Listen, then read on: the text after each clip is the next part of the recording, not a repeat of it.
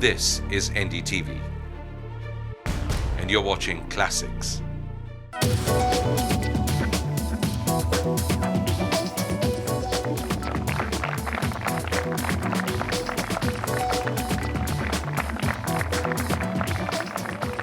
Good evening and welcome to this NDTV special. I'm Nidhi Razdan. We're coming to you tonight from the campus of one of India's most prestigious business schools, IIM Calcutta.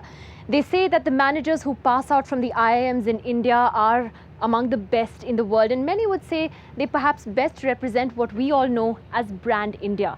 Now, Brand India is a slogan we've heard a lot of in the last few years especially, and many believe it's been responsible for changing the way that India is perceived around the world. Here's a country that was once looked at as third world, developing, elephants, snake charmers, you get the drift. And today is perceived as an economic power that the international community wants to do business in, that the international community wants to do business with. But the question that we're asking on the show tonight, does Brand India really exist? Is it reality, or is it all just a lot of hype? If you're sitting at home, tell us what you think. You can SMS us at 56388 or write to us at feedback@ndtv.com. Let's now introduce you to our fantastic panel and our rather cooperative audience on this cold evening here in Kolkata. We're joined first by CPM Member of Parliament, Mr. Mohammad Salim. From IIM, we're joined by Professor Ashish Bhattacharya.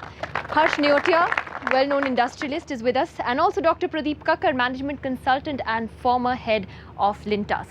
Now, let me ask all the panelists one by one the question that we're asking tonight. Is Brand India for real? I think if we're thinking of India being a brand, as does it have associations, does it have connectedness with certain groups of people that are important for India?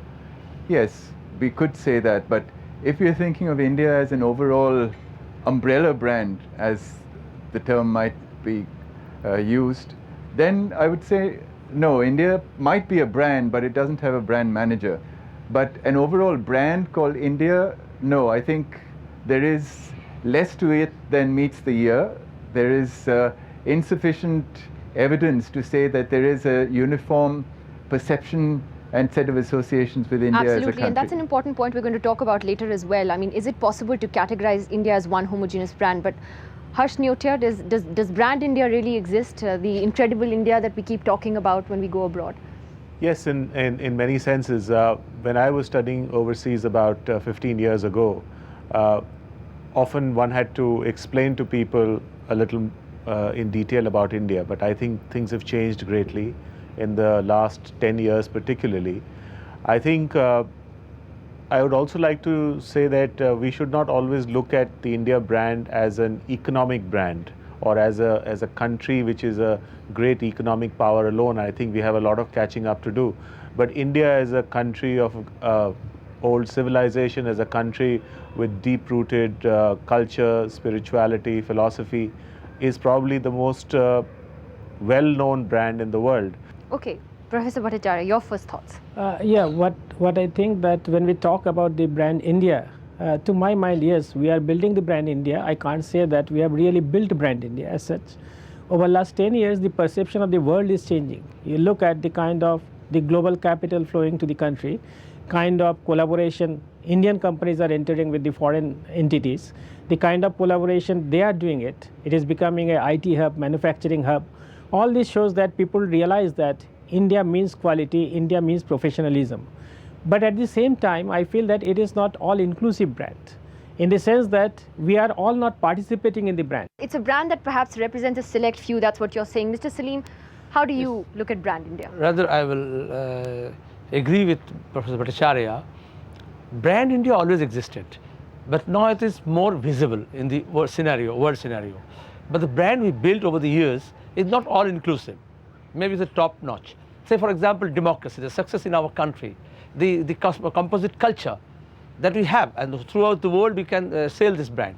And in the product, if you see that in different category, in the service sector, the more and more growing dependence and the increasing our success in service sectors has helped us to brand this Knowledge-based industry, yes, of course. But in But you're manufacturing, saying still there's a long way to go. Let me just get the audience involved here. I'd like to just get first comments if there's anyone. Yeah. When we talk about all-inclusive brand, essentially there's a large population of India which lives in the villages. And when we talk about a global brand, then including those people from rural background, including those people from the villages, wouldn't it be kind of counterintuitive? You know, there was an interesting comment I read. Adi Godrej said, "What's wrong with us being called a third world country? Why are we so afraid of that label? Why are we so afraid of that?" It's obviously because of the associations that go with that term. But we are a third world country.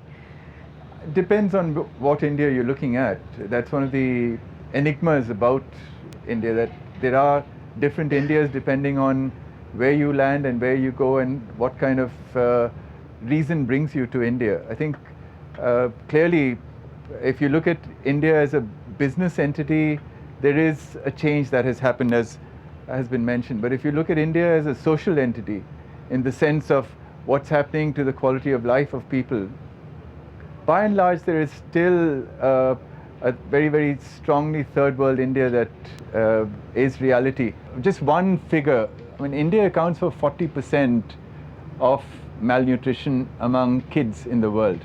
So there is this dichotomy in India, and which India we're talking about is an important aspect. Let me ask the audience here, how many of you think that Brand India is just a lot of hype? Very few people actually, and the rest of you think it's been a big success? You believe in that? Can someone tell me why? See, I strongly believe that Brand India is a success today. The reason being because over a period of time, the way India has shown progress in different spheres, you call IT, telecom, business, automobile sector, all these sectors were sectors which had not been exposed to the level they had been exposed today. We see international companies coming hand and they're feeling good about joining hands with us. And as it said, Rome wasn't built in a day. It would take certain amount of time. But Brand India, yes, it's created. It's being creating. It's over a period of time. Who do you think best represents Brand India abroad? Because we'll talk about names and and people, but who's the Indian you think who best represents? I think India a lot today? of companies. I would not be able to name one Indian, but I think Tata Group, Aditya Birla Group, I think Reliance for that matter. These are few companies. In fact, I would let Infosys join the list. I would include Wipro into the list. These are few companies which actually taken India to a different height by itself. Okay, let me ask Mr. Salim, who do you think would be the one Indian or the two Indians who really represent Brand India? The Bollywood, the Hindi films, that's the visible, most visible. And other aspect, you see that India as a successful democracy, that itself is a brand. We're talking about, let me ask Harsh Neotia this question. Okay, let's talk about the India that you and I live in, which is Delhi, Bombay, Calcutta, Bangalore. Let's talk about incredible India. I'm a tourist. I come to India. The airport is terrible. It's a nightmare for me as a female tourist. You know what's been happening lately. It's a nightmare for me. The credible gets taken out of incredible within a day. Is that really the Brand India? Is that really a success for Incredible India? Is it a real Obviously success? not. Those are definitely some of the aspects that we need to work on. But I think Mahatma Gandhi represents a fantastic brand image of our country, which stood for a certain value-based way of achieving freedom. I think that stands as an exemplary activity which has been hailed right across the world. Now, we should not only look at... Isn't that ironic, given that all the foreign companies are looking at our middle class, and you have all the big brands coming into our big malls, and hardly Gandhian, some would say. Well, but I think that's really because we have almost hijacked the brand into an economic activity alone. And when you look at a country, the economic activity, and I represent a business community, is definitely an important segment of it, but not the only segment of it. But Dr. Kakar, I was speaking to someone who's very closely involved in this whole Brand India campaign, who privately said to me that, look, we have huge problems. We're still largely perceived as a poor, backward country. Our infrastructure is terrible. It's falling apart at the seams. Look at what happens to your financial capital, Bombay. It rains, it becomes deluged. Look at what's happened to Bangalore, the IT capital, infrastructure in shambles. How much of a problem are these issues ultimately in really promoting the brand? Because ultimately a brand survives because of its quality. It can't survive forever on just marketing. Oh, absolutely. I think one of the a couple of important things about managing a brand. And I must repeat that if we're thinking of India as a brand, there is no brand manager right now. There are category managers, there's no brand manager. But if we want to think of India as a brand, we have to think of two things. One is, what is the evidence of product experience? You know, when people experience India, what is the evidence of their level of satisfaction? And second, what are the touch points? Where is it that people experience India and make impressions about what India is? And certainly, superficial as it may sound, but there are fairly easily identifiable touch points. When people land at an airport, the way they get treated, the impressions that they have, that's an important touch point. Your street experience is an important touch point. The way that you have to handle your visa requirements, simple things like what is the kind of landing form that you fill when you're sitting on the plane. So these rather simple, superficial things do cause impressions which are long-lasting. And when we can't have a brand that is drifting and allowing people to do you think it's drifting? Just as an accidental tourist, we can be an accidental brand. Let me get more of the audience involved before we take a break. I think you wanted to say something. Yeah, while I do agree with him that we probably don't have a brand manager.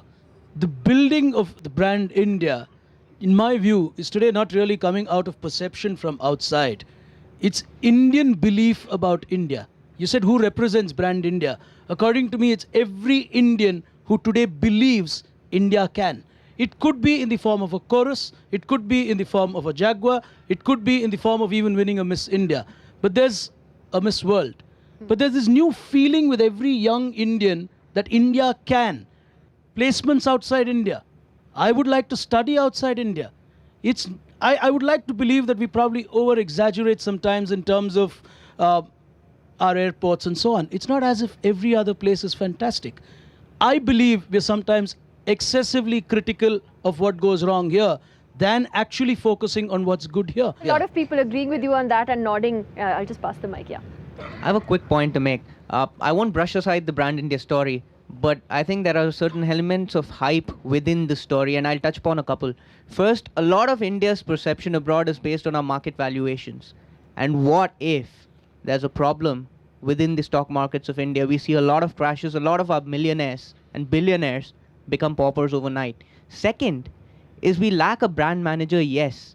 But apart from lacking that, most of our brand India is communicated. Whilst what we actually need is somebody who's a conversation architect. Somebody who communicates one way, receives reverse communication, and thereby creates a rapport, an affinity between India and the world. And that is when essentially you can call yourself a brand in the true sense. Okay, we're going to take a quick break at this point, but when we come back, we're going to explore Bollywood, something a little more closely. I mean, brand Bollywood, has it really made an impact around the world? And some would even argue that do we have to have a brand India slogan at all? Is it just a white man's hangover that we all have? All that and more in just a few.